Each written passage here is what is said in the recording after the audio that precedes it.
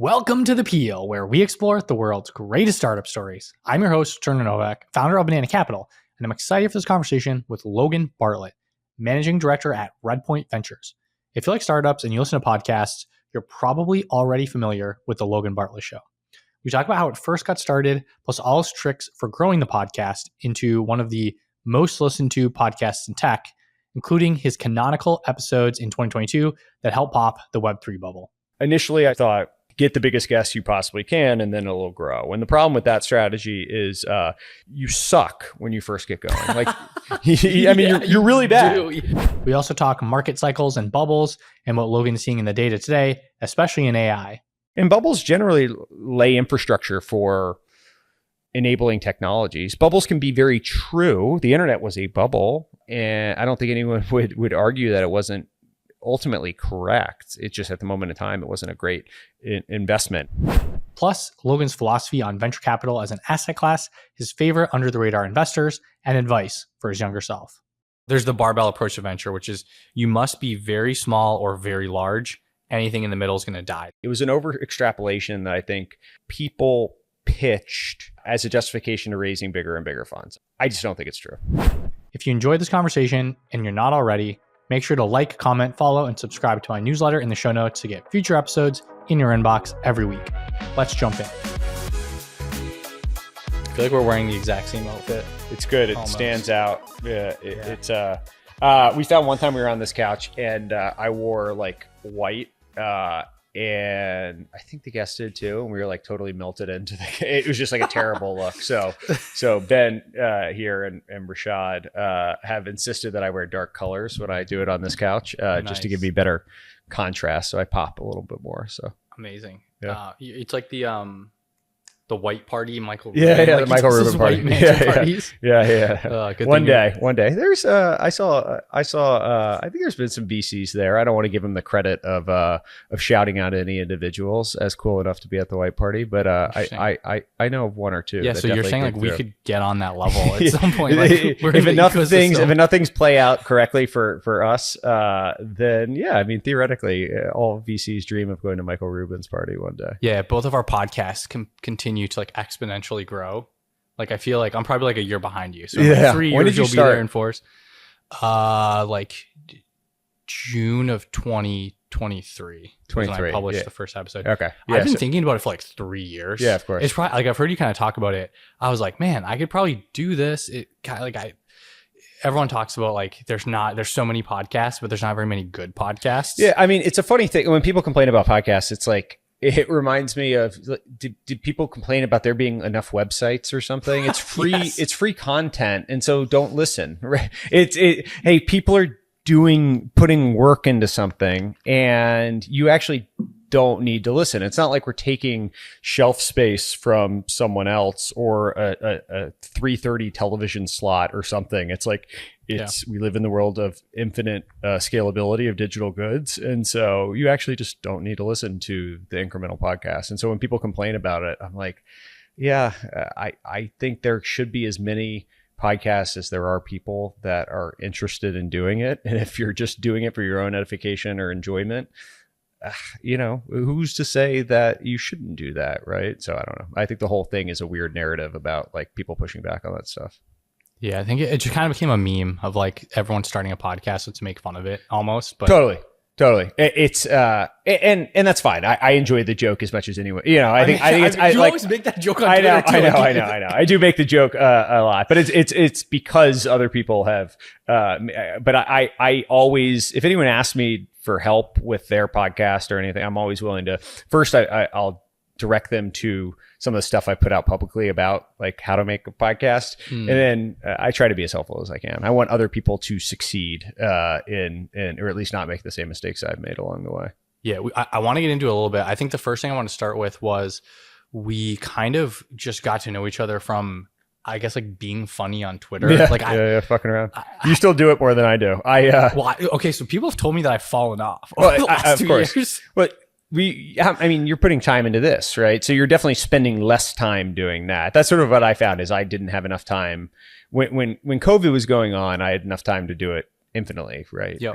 And there were so many amazing things happening. So many amazing things. And we all sort of lived in the same world during COVID because we were all trapped in our homes. And so our entire existence was some portion of just what was going on locally within your house. But then the rest of it was mostly a shared online experience for the most part. And now people have gone back to their regular lives of like going out to dinner with friends or going to sporting events or going to a movie or going, for a walk. And so we're now going back to some of the fragmentation, but it felt like you could make much more mainstream jokes that would broadly appeal to everyone was hyper online at that time. And so I enjoyed doing that. Now, as I've done this stuff more and more, it's like I don't totally get paid for either of those things, and I only have time to really do one. For Twitter now, right? Yeah. I've actually never. Have you ever gotten a check? Yeah, I get like $30 to $100 every 2 weeks. Nice. That's not bad. Yeah, it's like it's not. It's enough where it's like, man, I should do this more, but it's always like, I stopped. My peak was well before they started paying, so I'm not getting any royalty checks from Uncle Elon. Okay, I think Chris Bakke, Chris Bakke on Twitter. Yeah. I think he said this publicly on the podcast that Elon, like on my podcast, he said that Elon just funds the payouts. Like it makes no economic sense. He's just paying people. That's pretty funny. It checks out, I guess, with Twitter. I mean, in some ways, Elon's just funding the totality of all activity on Twitter right now, or at least a very large portion of it. So why not the incremental payouts as well? I mean, he's like totally molded the platform. Like you remember the day that the Mr. Beast video was like a sponsored video? Oh yeah. And you saw it like every time you open the app. Totally. And you would scroll and it'd be like every 10th video would be this Mr. Beast it also feels like every 10 days or so, he isn't like getting enough likes or mentions of his own account and like his own tweets. And so you'll go through like a 24-hour period where it's just nonstop. Like your entire feed is just like stuff I don't even follow him, and like stuff he's replying to, stuff he's doing, and then they'll like dial back down the algorithm once he forgets about it for a little while. So well, they change the algorithm like every couple weeks. I feel like you noticeably feel a change. Yeah. I believe it. I think that's partially why for me, I've just kind of, I still do it. I use it. Did you sort of feel like you figured out some formula of like what works and somewhat, and it became a little like templated in some ways, and I found my mind was drifting more and more to like what would be received as a good tweet rather than like what I found to necessarily be funny or interesting on my own. And I was keeping score in some weird way about like the number of likes it got and all of that, and deleting it if it didn't work the way I wanted it to. And that's just kind of an unhealthy way of operating. It's literally like you're just pursuing validation from masses. You're pursuing validation from random people you don't actually know. And so that was the point that I realized my brain was kind of broken. I would say there's probably some element of it. Like you kind of know when you tweet something, you kind of know how it's going to do. Yeah, I agree. I think I have a couple, templates that always do well. Like VCs adding value to portfolio companies is probably like my most used tweet. Yeah. It's just a video with someone pretending to help someone and not doing anything. It plays every time. It just slaps every time. Yeah. As long as it's a good video.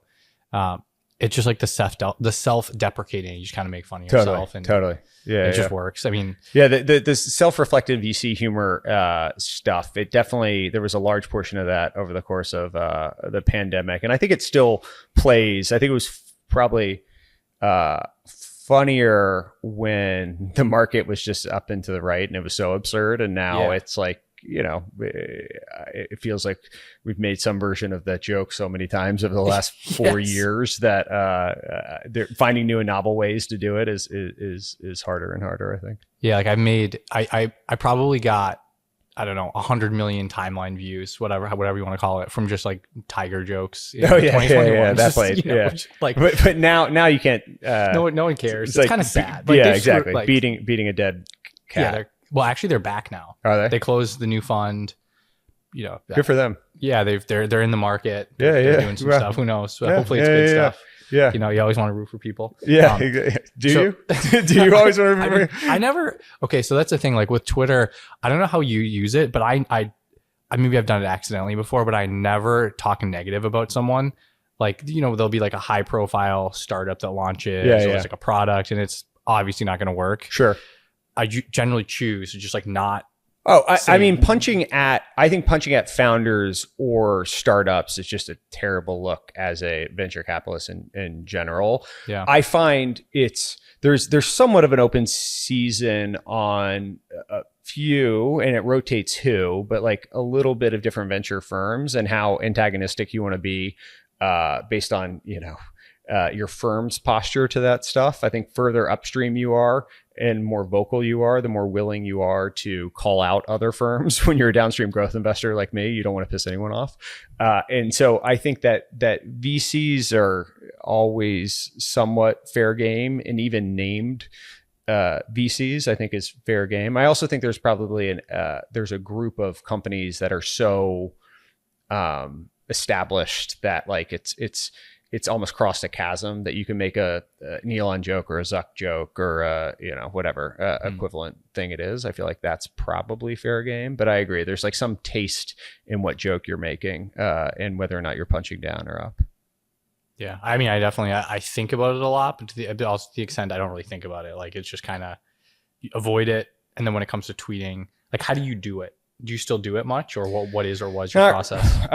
Not really. I'll see something. I've set timers on my phone now. I downloaded an app called ClearSpace that my friend showed me, and it'll like lock you out of your phone. It's better than the native stuff that like you can do on Apple. So I've spent less and less time on Twitter, but when I go on, I'll do it for like quick bursts. And if in that I get a 15-minute window that I can like log on 3 times a day. And if in that 15 minutes, like something comes to mind, then I'll fire it off. The problem is because I'm not living on it now, I'll think of a joke and I'll like text it to a friend.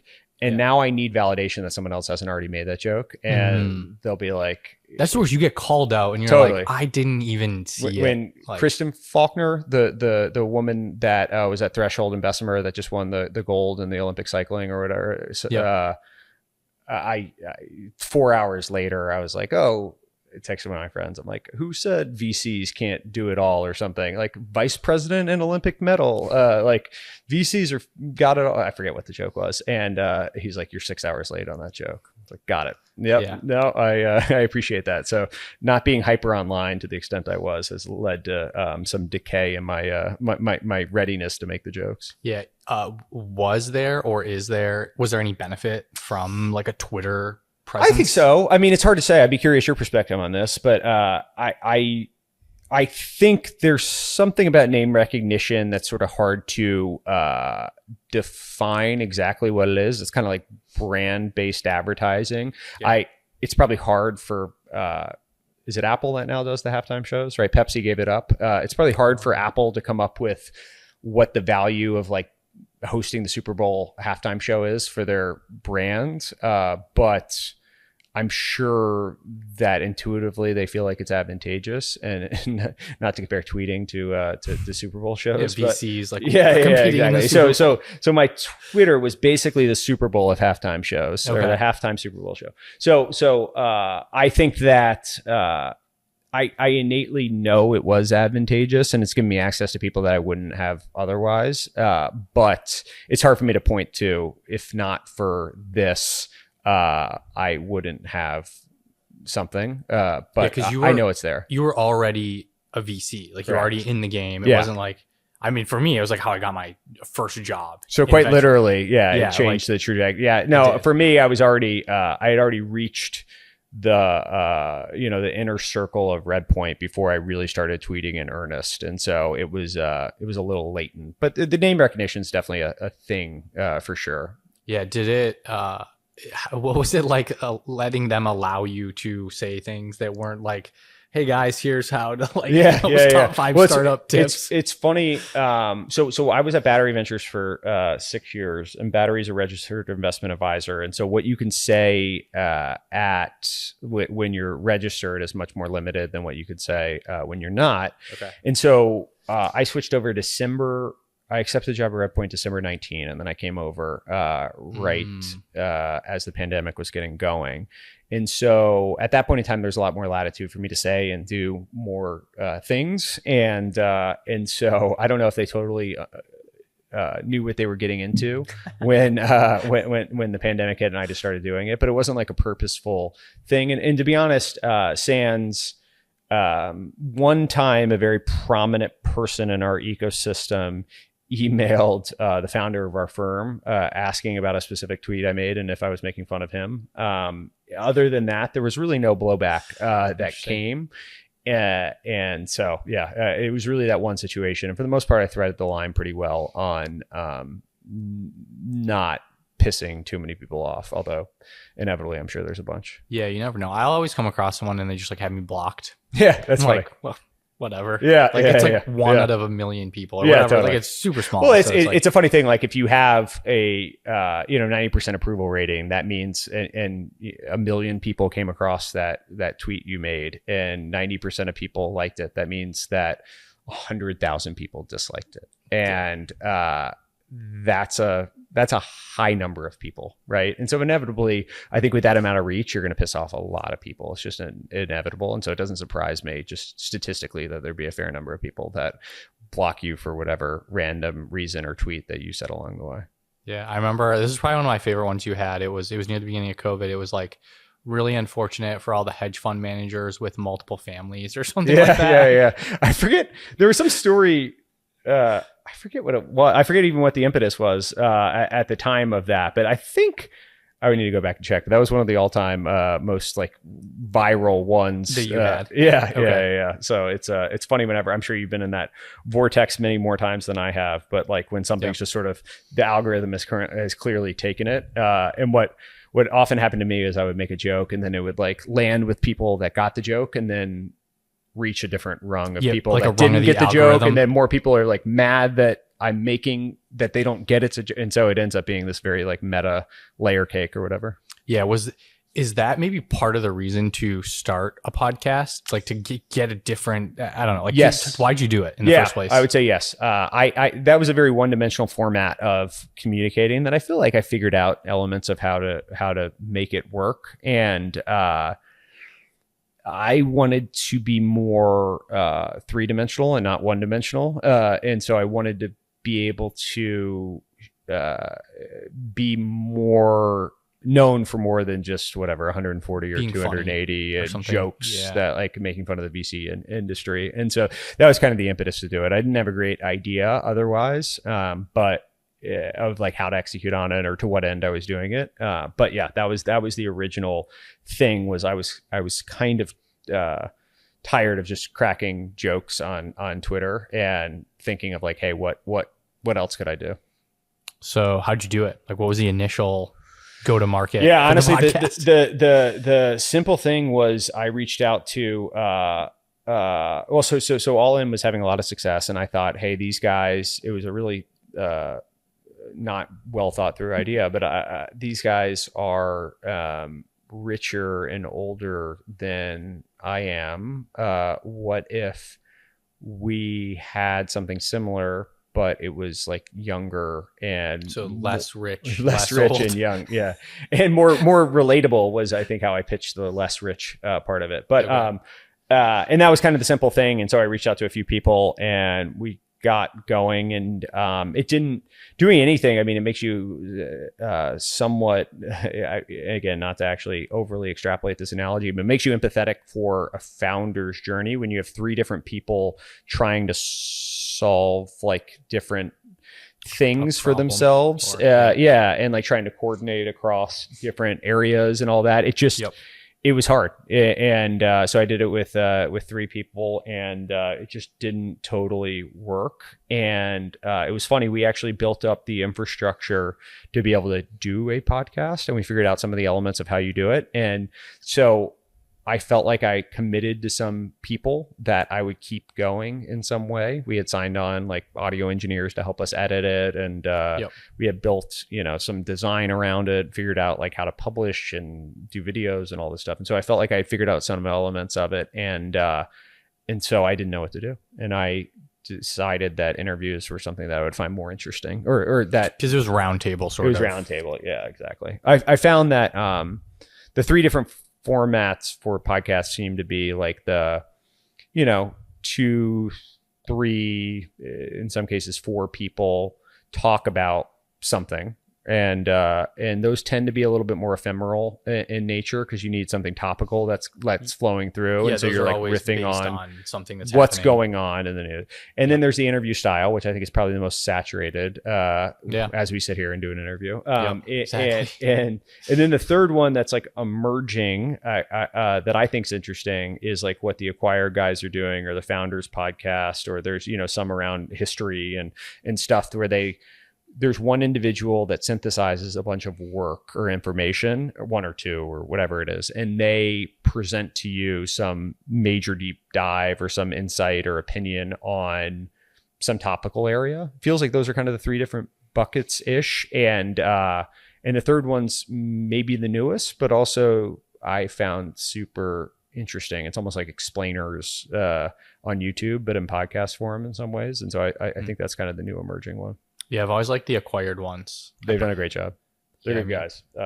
I've enjoyed. They've been very gracious in helping me out with stuff or helping me think through stuff. It's amazing. They just sold out, or I don't know if sold out, but did a big show in San Francisco. I think at the Chase Center, maybe with Mark Zuckerberg, which is wild. It's gotten to that scale. They had a Wall Street Journal article recently, which I think they were already trending towards a new echelon, and now they're at an even bigger echelon than what they were in before, which is impressive. Yeah, I remember I did a call with them doing research on an episode. I think it's actually when I first came across them. It was probably like 2019 or 20. Oh, is that right? Yeah, and they just like wanted to pick my brain about, it was the ByteDance episode. Oh, cool. About TikTok. Because that's like one of the ways when I first started tweeting a lot, I was tweeting a lot about TikTok. I was like, this insane app, it's a great product, no one's talking about it. Yeah. And then now it's become it's become a pretty big thing. It's pretty cool. Were you an active? Did you ever do like the videos in a meaningful dances? way? Yeah, I remember you had it for. I don't know if you still do, but I remember there were some videos I recall of you like playing around on it. Yeah, I've made some dumb meme videos, but not as like a purposeful like. Yeah, I've started with the podcast, cutting up clips, and putting it on, but it's kind of like the same playbook. Podcast distribution sucks, as you well know. So it's just hard. You're sort of trying to figure out any way to reach people. Yeah, I describe it to people as like literally the hardest medium of content to grow, but probably the most valuable. I think that's right. How do you grow the podcast? Like, what was your strategy? Yeah. Yeah. So I only learned from making all the mistakes in the world. I think that initially I sort of thought, get the biggest guests you possibly can, and then it'll grow. And the problem with that strategy is you suck when you first get going. Like, you're really bad. You don't know how to do it. You're like, your titling is all wrong. You're like, how you edit the episode is all wrong. The question you ask is bad, all that stuff. And so you're terrible initially. And so your inclination to bring on the biggest guests actually is a bad one, because you're not going to be very good when they come on. And so of course I was like, let me get the biggest guests, or the people that I know that will do it. So I did that, and they were all of it was bad. And so that was one of the things I was like, oh, I can keep getting bigger and bigger guests to come on, and that'll be how I'll grow. And didn't totally work. In sense, we tried all this stuff, Twitter. So why didn't it work? Because it was just bad and no one listened? I think the quality is bad, is one. When you're like first getting going in general, it's bad. I also think you're not building a base of listenership. You're building a spike of listenership. And so people will come in only for that individual guest and not for anything about you. And so I think that it's much better in a topical or thematic way to kind of build cohorts of listeners over time and retain them. And it's kind of a crutch to cling to have like a big blast of people coming in, and then they don't stick around. And I would much rather have that at a later stage when the product's a lot better. I've thought it through in different ways. I figured out the types of questions I'm going to ask, what the product market fit, so to speak, of the podcast actually is. Yep. And so then your questions are better. The angle that you're pursuing, or where you're trying to disseminate from an information standpoint to guests, is better.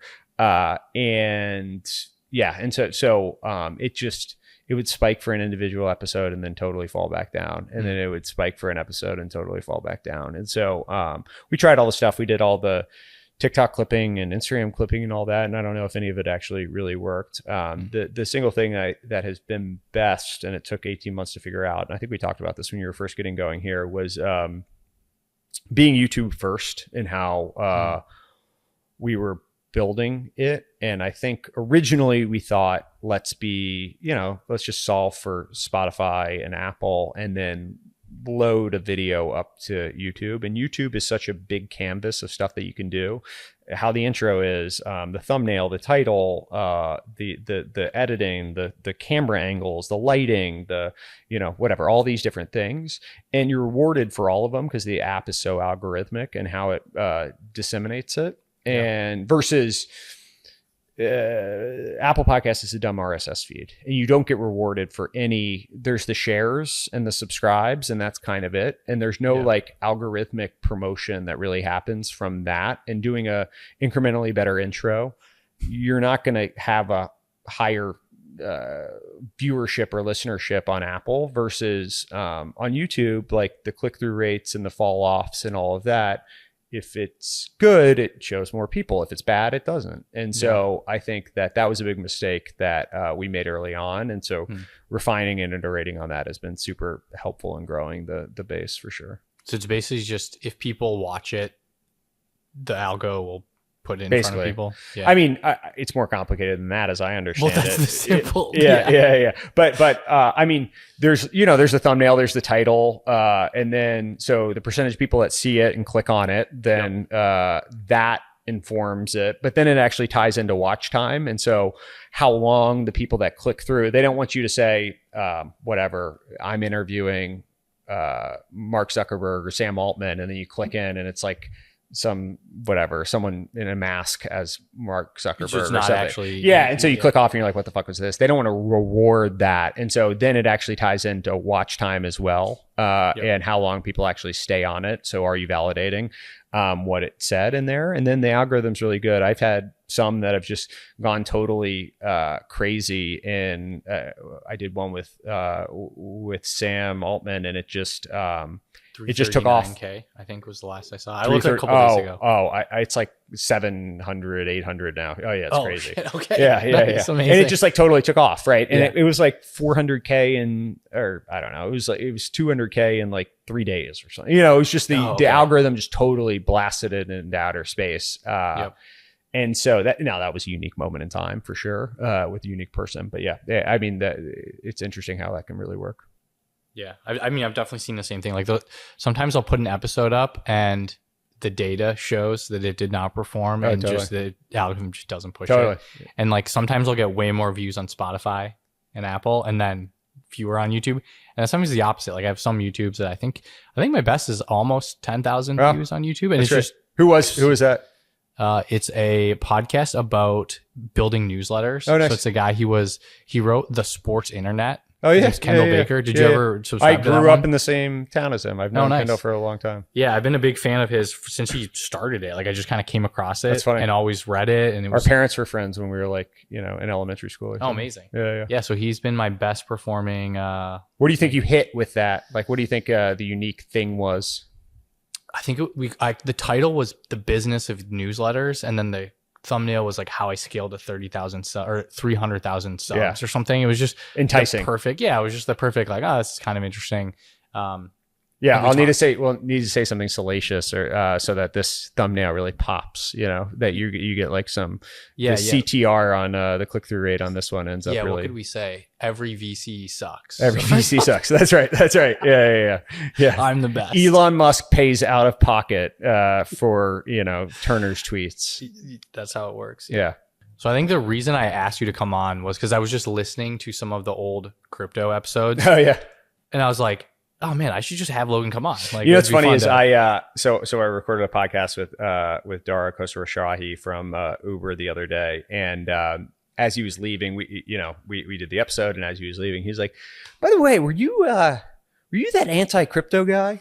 And I was like, "That's not how I introduced myself, Dara, but yes, that was. I think you're thinking of me." And he was like, I like that stuff. And it was pretty funny. I was like, oh, that's funny. Getting on the CEO of Uber's desk for being anti-crypto. So it was funny. I texted Zach that, and Zach got a real kick out of it. Yeah, those I just remember thinking like it was so ridiculous that time period. Oh, totally. And Weinberg's so good at that stuff too, man. Yeah, it was amazing. He's uniquely talented. He doesn't care, and he's smart, and he's opinionated, and he's credible. And so like all of those things just lead to a perfect storm, which, I rode for some short period of time. Yeah, they were just great conversations because when I go back and I've listened to some of those old, not your crypto episodes, but like Web3 podcast, and like the stuff that people were saying, you're like, this makes no sense. Totally. If you're listening to it then, but also listening to it today, you're like, these people had no idea what they were talking about. And then when you listen to the just the episode, especially with Zach, he's just like, he was so good. Wait, so you're saying like this already exists? Like you just get a mortgage, or like the government does this? There's a point that most people back off and they recognize that they're making the situation uncomfortable, and that the other person is like stammering for stuff. And he just goes for the jugular. I jugular. innately just pull back when that happens. And that like just Zach goes into heat at that moment. He's just like a feral animal ready to go at that when he sees someone stammering and doesn't know what they're talking about. That's just like his moment to shine. Yeah, and it was always so simple. Like it wasn't like he tried to outcomplicate anything. He was just like, wait, so just so I understand, I'm making sure I get I this. will say one of the things I learned from that is like if you keep asking people why, or like keep probing further and further into stuff, you'll find if people can truly articulate what it is they're saying. And I think most people want to be agreeable and keep the conversation going and don't want to acknowledge that they don't understand something. And so they don't probe any deeper. It's like they give you a satisfactory answer and you're like, okay, that makes sense. I got to move down the list. Yeah. I'm just like, okay, I got to keep going. And I don't want to expose myself for not understanding what was just said. And he's smart enough to know that whether or not what was said was cogent. And if not, just keep asking why over and over again. So one thing I think you like probe, like going deep on history, market cycles. Yeah. Why is that so important? Like you're a VC, you should be thinking about the future, you should be projecting where the world is going. Why is history and understanding how the market works? Why is it so important? Because I'm a cynical asshole, I think is the short answer. No, I think that everything has been tried in some form before. Literally every idea that anyone ever has, someone's already thought of it. We have 7 billion people on the planet, infinite amounts of venture dollars seemingly at these days, a lot of smart people pursuing ambitious ideas, and there is no novel idea. Like literally, I don't think there's a single one. It all comes down to that moment in time and whether or not it's possible in some way that wouldn't have been in the past. And are you the right one that's capable of executing on it? And then you start asking yourself, okay, so what if it goes right? How big can it be, or what the outcome can be? And so I think that if you don't understand history of how things came to be, you're not going to recognize when there's similarities that maybe you can draw on in some way, shape, or form. And so an example I talked about or thought about recently is like, with trains, when the railroad was being built, like a lot of people died. Wait, died? Yeah. Like steam engines would explode, right? Like and like laying the train tracks, people would, there would be stories of hundreds of people that would die with trains and trying to build the infrastructure for the railroads, right? Yep. And it was something that as a society, we weren't as well connected, and maybe we didn't value human life to the extent we should have. But I think the net benefit of trains were worthwhile. And I don't know how many people died. Let's make up a number. Let's say it was 30,000 people died for trains. That sounds horrific. Like today. By today's standards, it's insane. It's insane, right? Absolutely insane. But that was worth it. And I it sounds very crass to say that, but like the impact trains had on society were amazing. And similar with flight. When flight got going initially, planes used to crash all the time, right? People used to die all the time flying. And we got better and we got safer with it. And now we're at a point that that actually works. Yeah. And so as we're looking at autonomous vehicles now, it kind of becomes the question of like, well, what are we willing to tolerate as a society to get to some end that is much better? 30, 40, 50,000 people a year die in car accidents. That's insane. Every year, car accidents. Mostly healthy people die in car accidents. And we've accepted that as society. If an autonomous vehicle kills, let's say for every, if they can take that number from 30 to 3,000, that'd be amazing, right? You know what the headlines would say? It would say autonomous vehicle kills 3,000 people. People would lose their minds. Yeah. They would absolutely lose their minds, right? Well, it happens when there's one. Like 10 people a day dying by autonomous vehicles. People go insane. And so I think that understanding some of these things and like how social behavior plays out, obviously we live in a far more connected world. We value life in a much better way than I think we did during trains and airplanes. But like understanding some of these precedents and stuff and how these markets come to be, yeah, I think is helpful. And also understanding where people have failed, why AV wasn't possible 10 years ago or 5 years ago, why now might be the right time for AI in some way, shape, or form, why XYZ company is capitalizing on this trend. I think understanding those things is super important. And I don't know, I enjoy it. So maybe I just justify it so I can spend time pontificating on it.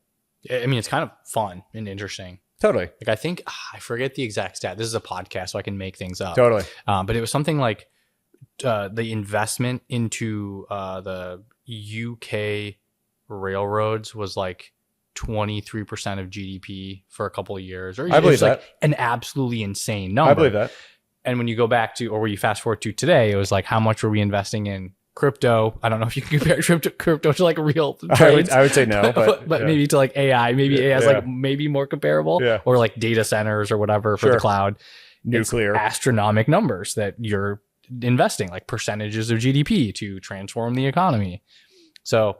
What is the percentage of, I mean, I'm sure it's small percentage points, right? For today? Yeah. Of like what we're investing into AI, or is it significant? Didn't we invest like 600 billion in AI? Is that right? Last year? Well, I don't know. Over the past couple of years, is that right? Just like chips. Yeah. Well, I think it was David Cohn at Sequoia put out some David Cohn. He said that. Yeah. I think so. Yeah. It was 600 over like a certain period that we'd invested in AI infrastructure. Sarah Cohn, David Cohn.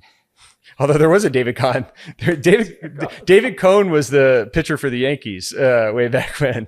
He pitched, I think, a perfect game. Yeah. We're cutting out the mispronunciation. No, of the name. I think we leave it in. Ben, by the way, will you look up how many people died? Will you look up how many people died for train? 1,200. That's it? In the transcontinental railroad, 1,200. But look up. Estimates 1,200 to 4,000. We look up how many people died. Let's leave this in. No. I'm going to get yelled at. Look up how many people died in developing trains. Well, you got to think. Have you ever seen those videos in India when people are like sitting on the train? There's like a million people on the train, or like Bangladesh and some of those markets. Yeah. How many people die from that? Oh, too? I bet like, a lot. That's insane. Give me some stat. If it's 1,200 to 4,000, fuck. All right. Well, Logan's entire just making. thesis. Yeah, I still think it stands. I mean, 4,000 people dying by train is still a lot. That was for transcontinental. That was just one railroad. So let's. That's what do you got? Give me a stat that's closer. There is nothing here that is really close. Wow. We've gone off camera, folks, and Ben acknowledged. He just said he has some sources that say it was exactly 30,000 on the dot is what he said. I got the number exactly right. That is amazing. Wow. You must be a VC. Yeah, hit me. How many fatalities have resulted from the highway rail grade construction collisions in the last 10 years in the United States? What is that? 23,300. Just from developing highways, 23,000 people? Highway rail grade crossing collisions. Highway rail grade crossing collisions. Just the infrastructure of trains themselves on highways. Yeah. Yeah, sure. That's what I was thinking of. Yeah. Validate it. Yeah. And we mix that in with transcontinental. Last 10 years, 150 years ago, we're there. Yeah, there you go. There we go. So 300,000, 30, whatever the number was. I said 30,000, right? I think you said 30. Yeah. Okay. I stand by. I'm going to dig up enough shit and I'll send to you. I'll put piece it in together the show notes if you're I'll curious. piece together some sources, cherry pick information to get me to the 30,000. Whatever. Fuck it. The point stands. I agree. I stand by what I said. Well, so another thing that's interesting is just like bubbles and like how they form and like how do you invest through into beyond a bubble? Like how do you think about that? It's crazy. I from a pure incentive standpoint, your job or the most capitalistic pursuit of it would be to lean into it, right? And raise as much as you can, deploy as much as you can. And if you're right, you get to say, I told you so. And if you're wrong, you get to justify it as the mania of, the markets and the technology just didn't prove itself out. Right. And like it was everyone else's fault, basically. Yeah. Or basically like you hope that enough people did it, that it's forgivable along the way. And I mean, that's what happened in internet in 99, 2000, 2001. People made a lot of money doing that. Right. And that's what happened with crypto. And it feels kind of like that's what's happening with AI in some ways as well. And so I tend to think that if everyone is saying something is true and there's so much enthusiasm for it that it's getting covered on CNBC on a daily basis, then it's generally something I want to stay away from. Now, you can't be ignorant about what's going on. And usually at the stage I play, you can let the markets kind of speak and you can check the validation of the traction or validate the traction that exists in that. And so I tend to try to stay away from anything like that, but it's not a totally capitalistic pursuit. It's more I sort of feel like it's more a fiduciary pursuit of how to manage risk appropriately. And if you just YOLO into stuff all the time, you'll be right sometimes. And when you're right, you'll make a ton of money. And when you're wrong, hopefully people forgive you for it. And if you're right early in your career, then you get a lot of forgiveness for being wrong over the course of your career. Yeah, if you're not, then you're out of the industry anyway. If you're not, you're out of the industry anyway. But some people have a different risk tolerance of all that stuff. And bubbles generally lay infrastructure for enabling technologies. Bubbles can be very true. The internet was a bubble, and I don't think anyone would argue that it wasn't ultimately correct. It's just at the moment in time, it wasn't a great investment. And if you had invested in Google or eBay or PayPal or some of the notable ones, Amazon, Yahoo, you would have done very well, but you had to be in those. And if you were in any of the other stuff, you were getting totally wiped out. And if you're in Lycos or Ask Jeeves or some of those random search engines that weren't Google, you got totally wiped out. And if you were in Friendster and some of the ones that weren't Facebook, MySpace, you got totally wiped out, right? So you need to be right ultimately, even if you're leaning into the bubbles, for anything to be correct. Just because you're right on the tech doesn't mean you're going to be right in the opportunity. Yeah, the way I've kind of internalized it is all the research people put out, the blog posts, whatever, usually they're correct about like what that outcome could be. Like, for example, like the internet, we're going to have 15-minute grocery delivery or whatever in 1998. It took 25 years. Like, timing was wrong. So to your point, it's like, sure, all these predictions about the tech and the technology, and we're going to have AGI. I'm sure we'll get there. But is it in 6 months or 6 years or... Yeah, it could be even longer than that. Yeah, I actually don't even know. But yeah, that kind of goes back to the history point of like every idea has been tried in some way. If you don't know the history of Webvan, can you still make an investment in Instacart? Yeah, of course you can. But like, certainly helps to know like the failures that existed with Instacart. And why they failed. Yeah, and why this could be different. Yeah, Webvan, and what enables this technology that wouldn't have been possible in the past. And so without GPS4 and the near-term location that you could get from an iPhone or iOS 4 and the GPS location you get from an iPhone, Instacart wouldn't be possible, which is why Webvan didn't work. But now it's enabled, and so now it is possible. Yeah, and actually, so from what I've heard from people, like Webvan actually had pretty good numbers. Like Yeah, it did it. Dick, it was just CapEx intensive. very CapEx intensive. People loved it. Like turns out like but, the NPS was. I always heard the NPS was super high. Yeah, well, I think there's another company, Good Eggs. Yeah. Was more like recent. Yeah, they just sold. I think the CEO said that it was super easy to raise money because VCs loved the product, and it was just raising from your customers. Yeah. Turns out we're actually point. not always the best customer. Have a unique set of problems in consideration. So how do you think then about finding like the winners? Because you kind of mentioned Amazon, you invest in it through the bubble, sure, whatever. I mean, Amazon had drawdowns too. Yeah, I think Amazon's down like 90-something% at some point. We've all seen the tweets about like the clickbait. How do you then think about just like who usually wins in a bubble? Like, is it a scale thing? Is it a customer pain point? What have you kind of learned throughout your research?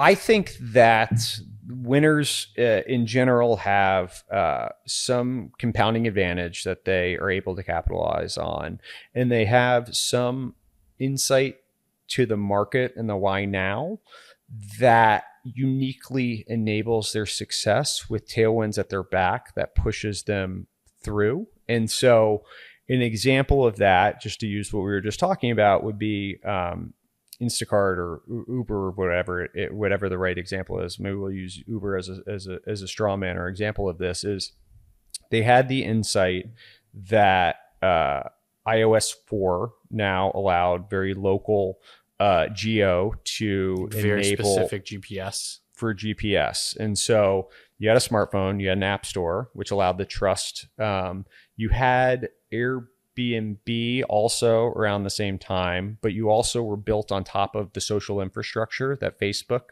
had. And so now you had people were far more confident to get into strangers' houses or cars because there was some social verification that had been enabled by Facebook and LinkedIn. And so you could get some level of confidence or fidelity around trusting strangers. And in the case of Airbnb, initially, it was like you could actually, do I have mutual friends in common? Or you could look up whose house you were renting. Wait, you could do that? Mutual friends? Yeah. I think that's right. In the early Really? days, you could could actually see that. And then ultimately the trust in the service was built by the business itself. And Uber didn't capitalize on the same social dynamic of that, but there was clearly more confidence with trusting strangers and payments and all of that stuff over the internet in a way that hadn't been possible in the past. And so all of that stuff sort of built a perfect storm, and it compounded on itself, right? Network effect that existed with Uber, and there were these tailwinds at its back that was, people, we were moving from more of a goods-based economy to more of a service-based economy in general. And I think people are much more willing to shift their spend to more operating expenses rather than, whatever fixed expenses. And clearly it hit such a pain point that existed in urban areas of getting around that taxis were not appropriately meeting. And so all those things kind of came together and compounded into a big startup, and now whatever, $130-40 billion business. And so I think usually you have some of those characteristics at its back that leads to compounding advantage in a meaningful way with a bunch of tailwinds and network effects and all that stuff. And I think that's true. There's a great book by Jeffrey Moore called Guerrilla Games that kind of talks about the advantages. Guerrilla Game, you got it on your... Oh, nice. Is it that one right there? Yeah, there it is. Nice, amazing. Yeah. I think I have like 3 copies of it. Okay. I can give you one as you leave here. But it's always interesting in terms of investing into technology markets. Is this like guerrilla warfare, or is this? No, they basically, when a company gets big enough that I haven't read it in a couple of years, so forgive me for getting this wrong, Jeffrey Moore. The infrastructure, the ecosystem starts building into it.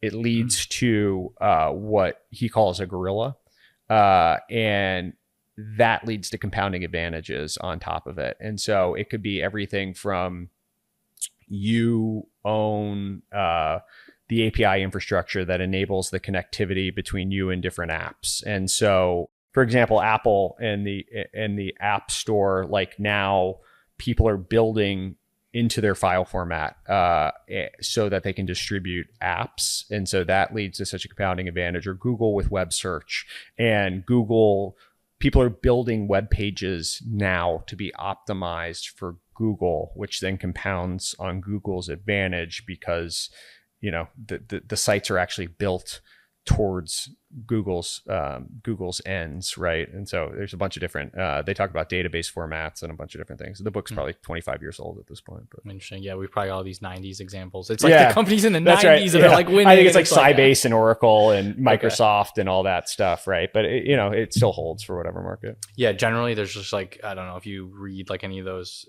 business strategy books, there's like a couple things every time, a couple different types of real competitive advantages like network effects, scale.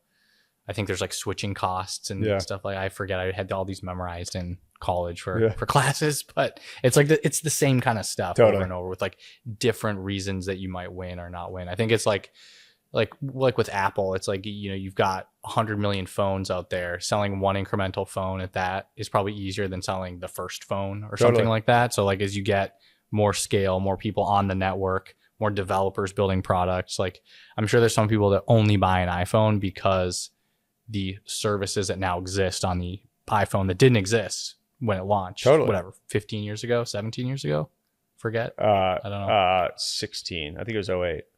Oh wait, okay.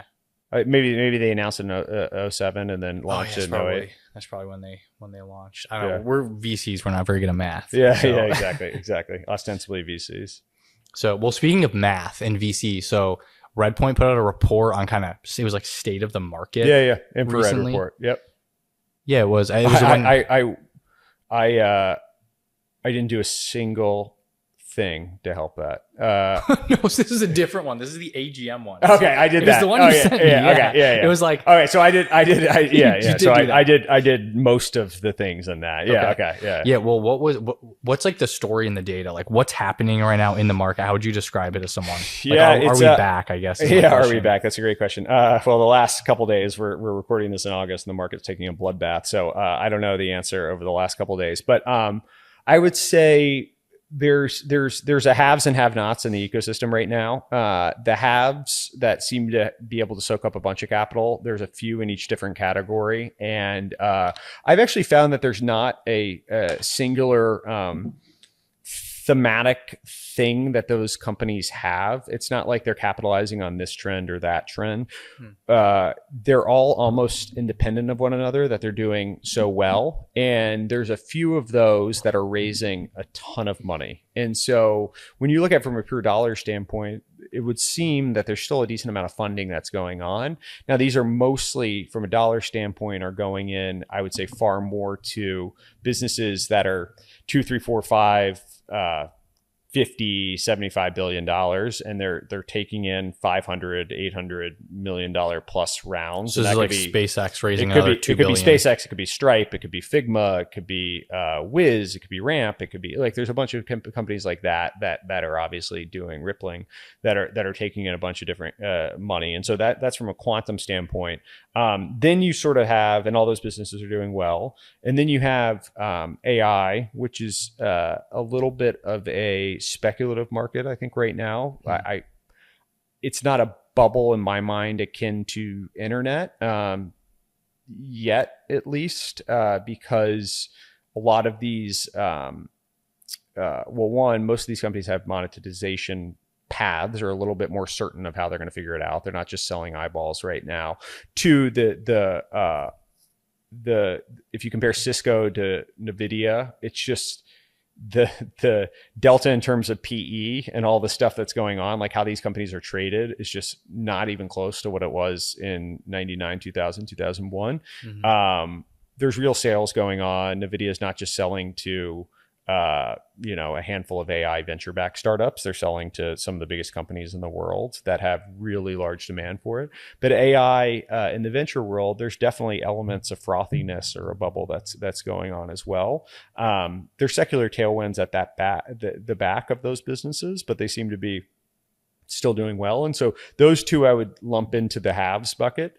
And then there's kind of the have-nots, which is, I don't know if it's the bottom 90% or 80% or 70%, where it's really hard to get incremental capital. And those companies are having to really figure out how to be far more efficient and not raise more money, more dilution. And I think you really see that in the valuation data, where we ended up teasing it out by AI and non-AI.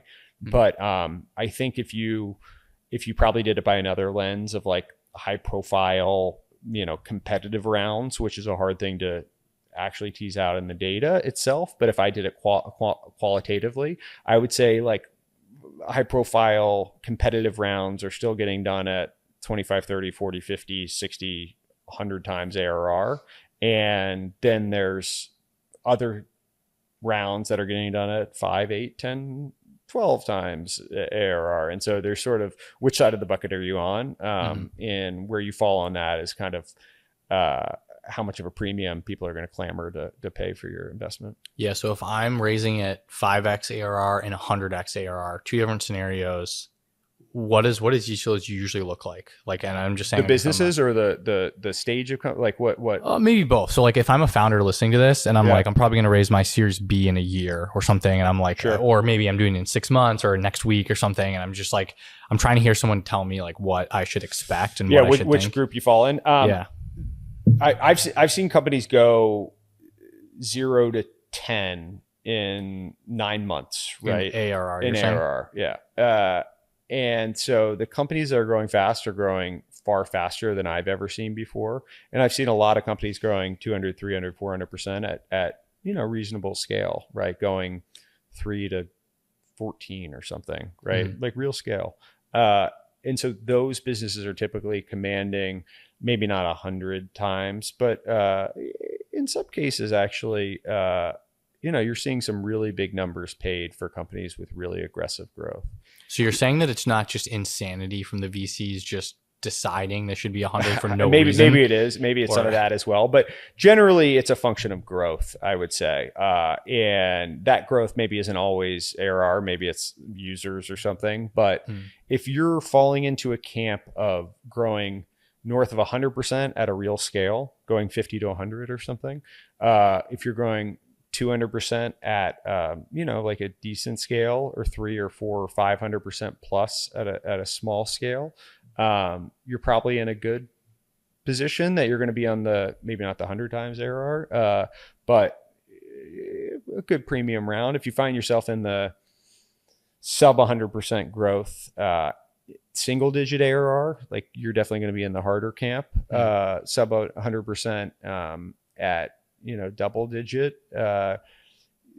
things will get done, but not at the super big premium. And so I think it's sort of like that's usually the triaging. And I found that more to the victor goes the spoils in some ways. Like it's not rational. It's not a linear distribution of like 80 gets a 80% growth gets a 8 times, and 300% growth gets a 40 times. Yeah, 40. Like 300% growth might get a like 100x. Yeah, it could get something like even crazier, and the smaller could get something even lower than that, right? And it just totally depends. Is it a function of, because I think what a lot of people were kind of predicting 2 years ago, it's basically the best companies are going to get all the money, and the worst, I think that's kind of not going to raise all. I think that's generally what I've seen, at least. And that's usually what happens in these market cycles. And so I think that's kind of how it's playing out. What's been the most surprising thing that you've just kind of seen in that data when you look at things? I think there was one, it's maybe the third slide. I'll throw a link to the report in the show notes, but it was something like 29% of all stock market returns were from the Mag 7. Oh yeah, or something like that. I was like, holy shit! Like, it seems like the highest ever. Totally. Or the percentage of the S&P 500. I think 29% of the value in the S&P 500 was comprised of 7 companies. I think is right. So which is like the next 493 were equivalent to 71%, and the top 7 were equivalent to yeah. And top 7 are Meta, Apple. I think the Google. list was Meta, Apple, Google, Microsoft, Amazon, Nvidia, Facebook. Is that right? Meta and Facebook are the same thing. Sorry, Nvidia. Microsoft. Wait, I'm sorry. Let's Amazon. do this again. It's Microsoft, Amazon, Google, Meta, Nvidia, Apple. Did you say Apple? Apple. What are we forgetting? There's a magic like 10% of the market. Oh, Tesla. Oh, Tesla's in there. Okay. Yeah. That makes sense. Yeah. Yeah. Interesting. So that's like, I think it was Tesla. okay. I sure hope so. We're forgetting a very important company, if not. Yeah. Well, I mean, Tesla's super volatile too, though. Like you look at some of these names, like Nvidia down like 15% in a day, and it's like $1 trillion company. You better it's cut insane. this shit if it's not Tesla. You got to get this out of here. Not making me look stupid on my own fucking report. Well, another thing that I think I heard you talk with this on another podcast. I thought it was kind of interesting. The barbell approach to venture. I agreed with you on your. What did I say? Thinking. Well, you so there's this barbell approach to venture, which is you basically, talk enough and you sort of forget what you say to who. I don't know if you found this. You just make shit up and you forget. Kind what of. you told who. I sort of forget who I said what to. It's why I'm not very good at lying for this reason, because I can't remember what I've said, and so I have to tell the truth. Because like I know there's a version of events, and keeping in my mind what the version I told people is really hard. So I'm honest for that reason, not for any moral reason. It's just a memory reason. That's probably a good philosophy. Yeah, it to is. just have. Yeah. I think what you said was, well, there's the barbell approach to venture, which is you must be very small or very large. Anything in the middle is going to die. That was kind of like the general consensus. That's what people said throughout the past decade. Yeah, but you're just like, I just don't think it was ever true. Yeah, or it was like actually you could be in the middle, maybe. Totally. Well, like, it's a funny thing where people say this and then they compare it to other asset classes, and it's like, well, actually, there's a very normal distribution in private equity from a fund size standpoint. And sure, some people got big in a very meaningful way. And scaled huge, but there's still a lot of very big private equity firms that is a $5 billion private equity firm like a mid-market? Is that like a no man's land of a private equity firm? Like, I don't really think so. It's like just because Apollo and KKR and Blackstone got so fucking big doesn't mean that like a $5 billion fund is irrelevant. And so I always found it to be it was an over extrapolation that I think people pitched as a justification to raising bigger and bigger funds. I really think that's what it was. Yeah, and I think it's an extrapolation from CAA and Mike Ovitz. And I think Andreessen Horowitz drove this like bigger and the middle won't survive narrative. I don't want to blame them in total, but this is definitely a philosophy of Ovitz and CAA. And I just don't think it's true. So maybe I'll be proven wrong in the fullness of time, but I just don't think it's actually the case. Well, so for somebody who doesn't really get why that would or wouldn't be true, like why would it be true? Like why would the middle pack become irrelevant? Like, can you not raise money? Do founders not take your money? Not big, so let me try to steel man the argument. This is how other asset classes or service businesses have played out, right? The big four accounting firms, the investment banks, private equity, whatever. So this is the way these things play out, and in venture it very well could over time. I think the argument is that you stay small enough to be a nimble boutique that can differentiate on some vector and access in some way that can outpace the big players. And so maybe you pick a theme, maybe you pick a geo, maybe you pick something, but it's not particularly scalable. And so you stay small to try to deliver the best returns. And LPs want to invest because you're small and you're doing a good job delivering returns. Or you should just get as big as you possibly can and soak up as many LP dollars as you can and kind of become an index of the asset class itself. Yep. And so it's kind of like the early stage is alpha, the later stage is beta. And that's, and inevitably venture, the LPs are not going to want so many managers to deal with. And so they'd rather cut a 200, 300, $400 million check to a handful of names rather than break it up into chunks of 30, 40, 50 here and there among a bunch of different Sounds firms. hard to manage. Sounds hard. It's definitely hard to manage for sure. And founders, because you're going to get bigger and bigger, then you can invest in your platform and your services, and founders will want to work with you because you can bring more to bear. You've got a bigger network. You have this like whole menu of offerings. You got this like, do you want customer intros? Do you want recruiting help? That's right. Do you want branding? We'll ghostwrite your tweets for you. Totally. Yeah, all that. Now, what I think is, and so the middle will get hollowed out, I think is the argument. So I would say two things to that. One is that that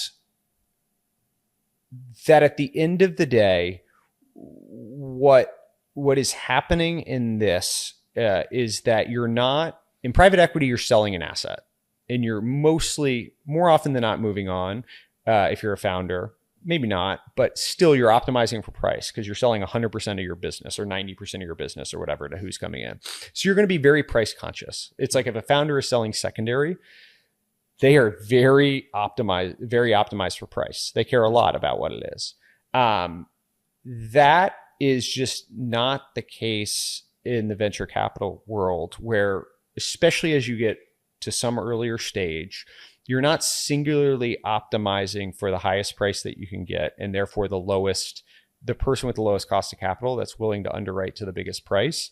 Sure, maybe that's the case, but more often than not, you're solving for the individual. And you're also, returns are typically driven from where people are not, where consensus doesn't exist. And so if it's consensus that a big firm can react to something and throw a bunch of money at the problem,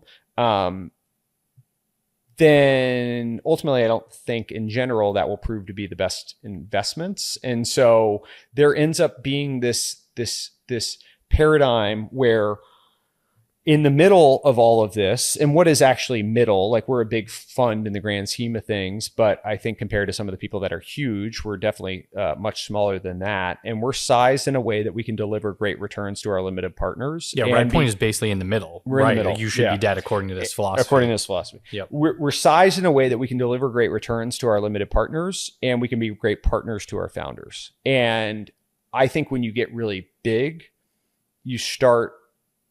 both of those start decaying. There's diseconomies of scale. Maybe. Yes. I think you get so big that your best people are not the ones that are partnering with the companies, because it's actually now a huge business. And so you're getting the number 10, 12, 15 person from the firm and not the number one person from the firm. Because that person is fundraising, or that person is, or they're on a bunch of boards, or It's just like, hey, they're doing other stuff, especially at the stage. Sure, if it's late stage and it's super competitive, but they're just doing a bunch of stuff, right? And so your Series B company, Series C company isn't going to get the attention of the senior most person at the firm. Yeah, you put 0.1% of your AUM in this company. It just doesn't make sense. It doesn't make sense. And then from an LP standpoint, you're not delivering. You're optimizing for beta and not alpha. And for some LPs, big sovereigns, I think that they're fine with that. That's actually a great place for them to put money. That's the minority of the LPs that I've interacted with. And so I think that people actually do care about their returns, and they want to seek alpha in the venture asset class. And that's not going to lend itself to scale. And ultimately, the other point is that, you know this very well, but founders aren't optimizing they're not selling the business. This isn't a negotiation where every dollar is going to go into their pocket. The difference between a $400 million valuation and a $500 million valuation might be $40 million to the balance sheet, might be $50 million to the balance sheet.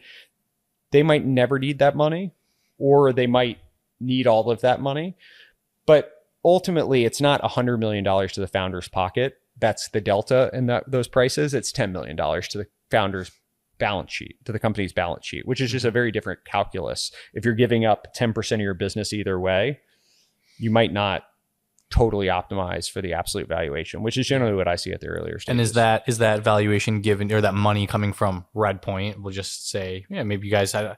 It's so funny, like all the tiers that people have. But we'll just say, like, Tier 1A. You're held in a high regard. Yeah. Or does it come from, like, I don't know, Alpha Gen Capital Partners or no Yeah. one's ever heard of them. It's Totally. like there's maybe some weight that comes behind Totally. when somebody's looking there's for a definitely job. is. Yeah, there or definitely is. you're And there's hiring definitely brand halo. I think that's the only thing that outside of the people, there's some halo of brand that exists with venture. And as more and more founders get exposure to the 12th, 13th person at a venture firm, inevitably it's just not going to be the same quality of experience as the topmost people. And so their reputation inevitably degrades in some way. And so I think pursuing the asset management game, maybe I'll be wrong in the fullness of time, and this is where we're going to land, and there will only be $50 million funds and $50 billion funds or something. I just don't think that's how it's actually going to play itself out, at least in the medium term.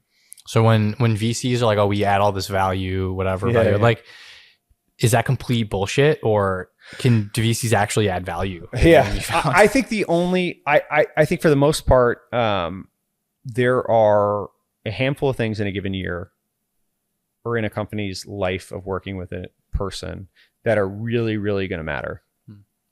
And it could be the firm that helps you get that customer or helps you hire that incremental person. That could totally be it. Or it could be helping you weigh an acquisition offer. It could be helping you, think through an element of product strategy. It could be evaluating the person that you just got introduced to be your CRO candidate and helping you think through the considerations of that person coming into the organization. It could be a founder disagreement that might blow up the business, right? There's a handful of things that matter. And I think a great VC is active enough in the business to have enough information and credibility with the founder to get them to the right answer. And that's a really hard thing to quantify. I don't think it could be the customer intro, or it could be the talent intro. It could be the events that introduce you to the customer. That could be what makes or breaks it. Mm-hmm. Or it could be that relationship that helps you get to a right answer. And I find more often than not, it's that is the value add and not the other stuff. But I think there's value in them both. And I don't mean to disparage one or the other. I just I enjoy the relationship element of all this and putting in the work to earn the right to be helpful when the situation presents itself. Yeah. And I think the argument for a platform team, quote unquote, is that like, yeah, we added $1 million in ARR for the company this year or something. Like I guess you can justify that. Which is $1 million in ARR, right? That's $1 million. It could totally make the difference, or it could not, right? And so I think that's much more quantifiable. And I think the stuff that I was referring to is a little harder to quantify. And so some founders will say, hey, I only want to go on what's quantifiable, and all that other stuff sounds like bullshit to me. And that's totally fine. That's the prerogative of, find the biggest platform team that you can possibly work with and figure it out from there. But I find that at least a part of the job I enjoy are the founders that appreciate that other element of it as well. So we're talking about barbell approach to venture, getting really big.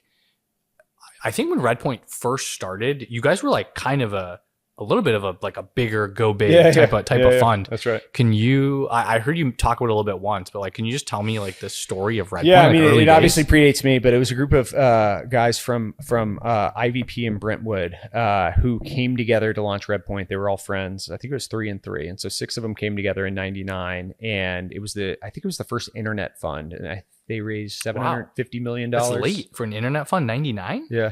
I think it was the first singularly internet fund. I think there were firms that had been around, like native internet fund. There were firms that had been around investing in the internet, right?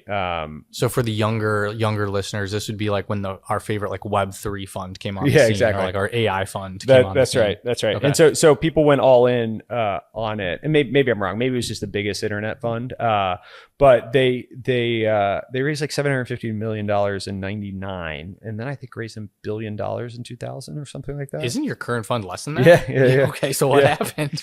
I think, listen, raising that much money in 99, 2000 wasn't a great vintage to be investing. It's probably fun though to say like, we I raised imagine $1 billion. they had a great time. Yeah. I'm sure they did it very right. And so the founding of the firm was in kind of a crazy go-go time. And I sort of think it's like a parent, where you either do the exact thing that your parents did when you're like raising your kid, or you do the exact opposite thing. Yep. And I think after that, the group oriented to doing the exact opposite. And it was still the same core. Core. But as the new generation that I have learned under took over, they were very much, they had seen what happens when you scale really big, and they so did not want to do that. And so they rotated back to very small, very patient and fun deployment cycles.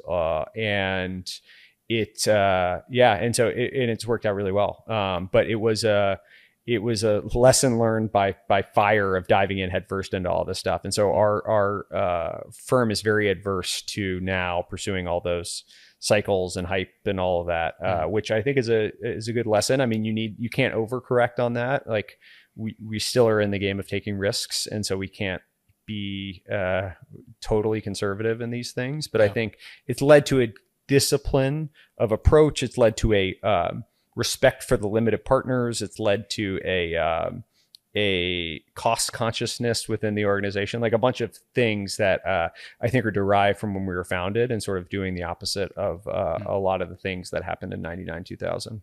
Yeah, because I think I remember you and me were texting about Web3 when that kind of became a thing, and I was like, "What do you think?" And you're like, "What was your positioning?" Anti. I couldn't be totally. We had people internally that were definitely like intrigued by it, but.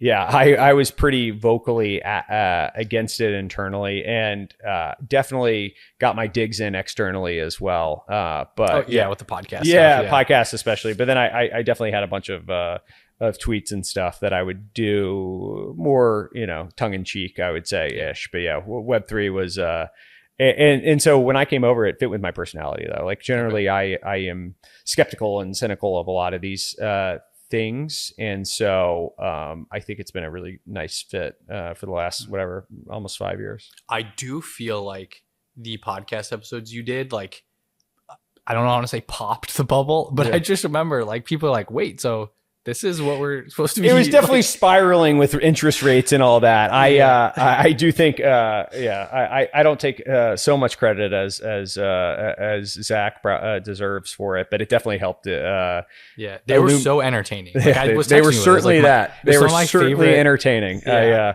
I haven't gone back and listened to any of them. It would probably make me anxious and uncomfortable to hear myself talk on all that stuff. But you feel like you're better at like podcast interview conversation? I hope so, man. I was like 2 years ago at this point, right? So I hope I've gotten I think it was summer of 22. So hopefully I've learned a thing or two along the way here.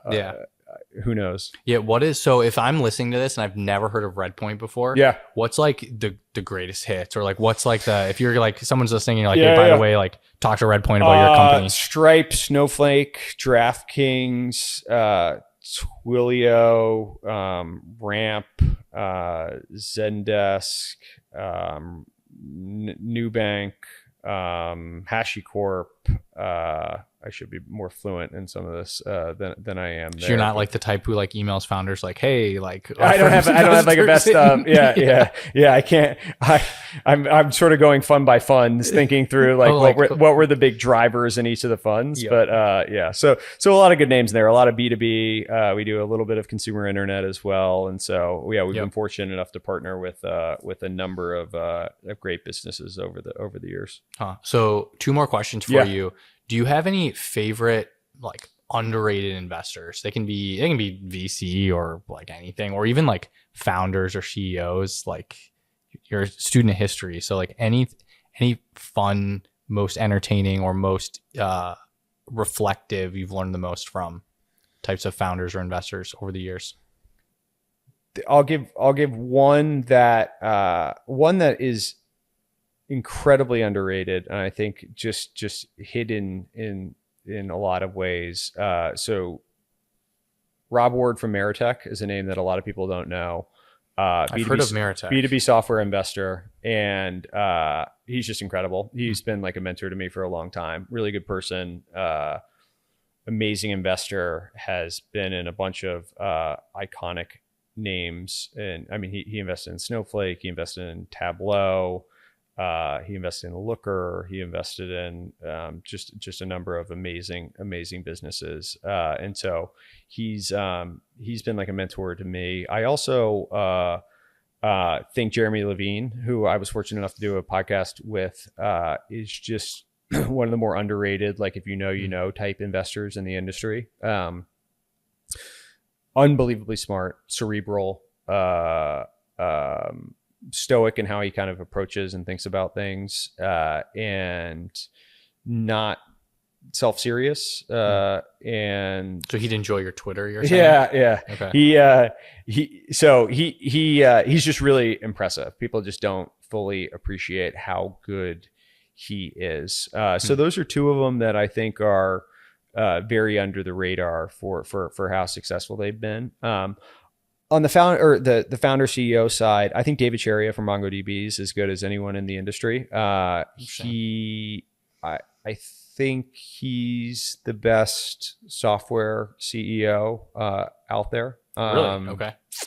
Yeah, I really believe that. I mean, I've never heard someone say that answer before. He's the consummate CEO and leader. You meet him and he's inspiring in how he talks. He's intelligent in how he thinks. He's intimidating in his presence, but in a way that you like want to seek the approval of. He's just incredibly impressive.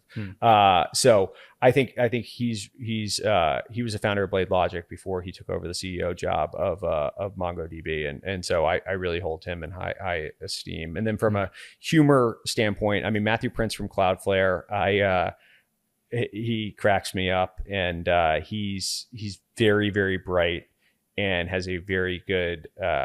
He's a quick laugh with stuff, and so I think he has a really unique way of thinking about things, and he is unabashedly himself in a lot of ways, and so I always enjoy listening to Matthew. Interesting. I'm not super familiar with him either. Yeah, so. I listen to anything those two guys do. I would listen to them talk about. Okay. Well, so listening to people learning, if I'm young Logan, first getting into VC. Yeah. What advice would you give yourself if you could go back? Like, what did you mess up on, or what did you do really well that you could have accelerated? Yeah, I think the single thing I did best was I picked a lane and went all in on it. And there's an inherent desire to try to pick an area that's hot today, and that's a very natural thing to do. And if you want to do that, fine, and go super deep and make sure you're better than anyone else at it.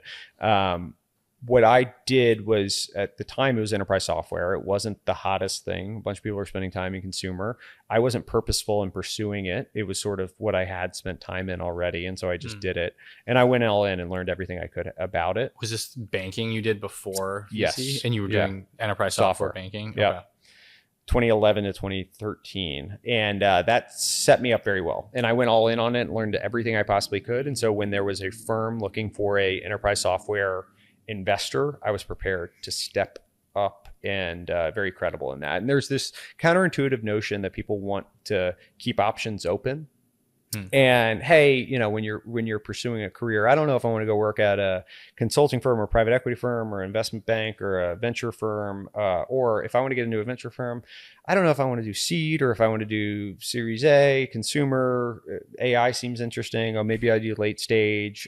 All these different things. Maybe I'll go work at a startup. Yeah, and so you keep all the options open. And the problem with that in pursuing a wide net is that you come across as unfocused. And if you focus on a singular thing, then two things happen. One, you're much more prepared to talk about it when you go into the conversation. And so if you come in and you're like, oh, you know a little bit about seed, and you know a little bit about private equity, and you know a little bit about consulting, you're not going to get any of those jobs. And so you need to pick in this world of abundance we're in, you need to pick a lane and go super deep into it. You have to. And you go super deep and you become an expert in what that is.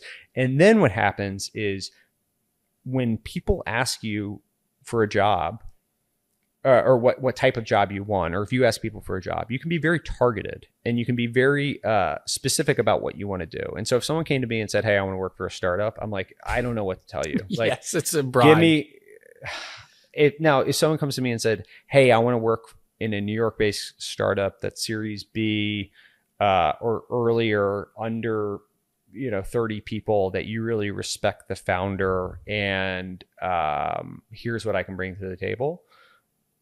That's a much more narrow thing, and I will remember that, or at least try to think of a next action for it. Hey, I want to work at a startup. I'm not going to think for any action that after it. If you give me a lot of specific facts, the retention that I have in my mind of hey, maybe I know someone that fits this bill, I'm much more likely to be helpful and try to get you to a specific place. Because otherwise, if you give me a bunch of generic stuff, or if you give anyone a bunch of generic stuff, the second they close their laptop or hop off the Zoom or leave the meeting or whatever, they're going to forget. They're just going to. But if you give them a very specific thing to remember in their mind, or a very specific ask of, hey, can I do this?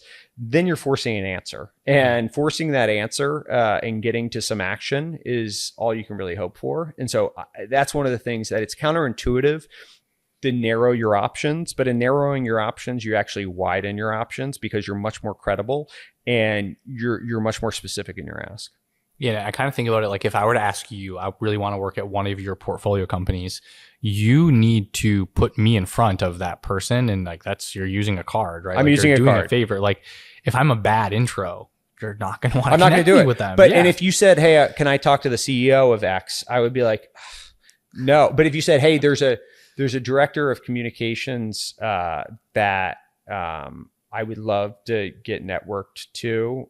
She has an open role on her team, and here's why it makes sense. Like, I'd be a perfect fit because of these reasons. Yeah. Then that's much more interesting. You're like helping that. You're doing the person work that you're introducing them to. Like, you're both people. You're helping them. You're helping. Like, oh, I think this is going to be a Or great you're forcing me to say make. no to a very specific tactical thing. Yeah. Rather that I don't ask the director of communications for at our companies that often for things, right? Yeah. And so if you're asking me to the CEO, I get asked all the time for that stuff. If you're asking me to the director of communications, I don't get asked very much for that stuff. And so it's a different lens or approach, and being as specific as you can, or as target as you can, really helps open up your options. So if somebody is not a VC, you're like in the game, you're a couple years in, doing whatever the things that Logan does. What was most surprising? Just once you're in VC? Yeah. Like what I was most surprised at how much how going from banking to venture capital, how much more just changing my email address from a boutique investment bank to a established venture firm, how much founders that I would reach out to. I was doing the same thing essentially for my prior job, but just changing the email address made me much more credible in meetings with founders. It made me much more credible to other people in the ecosystem. It made me much more, all those things just from an email address change. And really? That was surprising. So it's like the brand of the firm that you're at? Yeah. Interesting. So you think that the brand really matters? I do. Yeah, I do. Why is that? I think at the end of the day, you have an opportunity for something next to your name that you can take. You're either adding disproportionate brand value to something, or you're taking disproportionate brand value from something. And it changes over time what you can do or what you're doing for it. But like initially, when you're starting at a firm, you have no credibility, and the firm has a lot of credibility. And so what it says is really important about you. Similarly, if you go work at Stripe, right? Like that says something about you, and it takes you into a different class of conversation. Education historically has been the same thing. What does going to Harvard or going to YC say about you? It's a group that gives people a mental shortcut of, oh, this is some credibility around. You got into YC. That's a hard thing to do. Someone qualified a process that vetted you more than the average person. You got into Harvard. Is Harvard the end all? No, but like a group of smart people have consistently come out of that organization, that institution, and the administration or the admissions office decided that you were of some caliber. It doesn't mean that if you didn't go to Harvard, you're not smart, but it's a clearing hurdle around it. And so I found that the same thing existed from a venture brand standpoint as well, that once you walk through those doors, it just said something that someone took the chance and qualified for you. Now, if you're getting your own thing going or building it up, then that's great. And you just need to make your brand at an individual level continue to rise, and that will continue to add value to the institution's brand as well. And if you have 2 of you or 5 of you or 10 of you, and there's enough people adding things to the brand of the institution, then it should theoretically rise up over time. Yeah, it's kind of like the persistence of returns in venture. Like people say, like the well-known name brand consistently deliver. Yeah, because the founders will just know of them. They'll opt in at a tie. Yeah. At a tie, you get the access to the founder, or at a tie, you get it the same price. You get the optionality on it. Yeah, makes sense. Awesome. This has been a great conversation. Thanks for doing this. Thanks for coming to my house and sitting on my couch. It's a wonderful place you have here. I'm very impressed with who decorated this. I forget the name of the person, but funny enough, I seem to recall you decorated it. That's what I remember. Yeah. The funny thing is I keep seeing your like podcast episodes. They're like showing up in my living room. And I'm like, wow, I know, it's amazing. Yeah, exactly. Well, thank you for hosting me, Turner. Yeah, that was a lot of fun. Yeah. And thank you for listening. Make sure to check out the show notes if you want to go deeper on some of the topics mentioned throughout the conversation. If you like this episode, it would mean the world if you liked, subscribed, commented, followed, and shared it with a friend who could learn from it. And if you don't want to miss future episodes, subscribe to my newsletter, The Split, in the show notes, and you'll get links plus a transcript for every new episode emailed directly to your inbox. Thanks again for listening. See you in the next episode.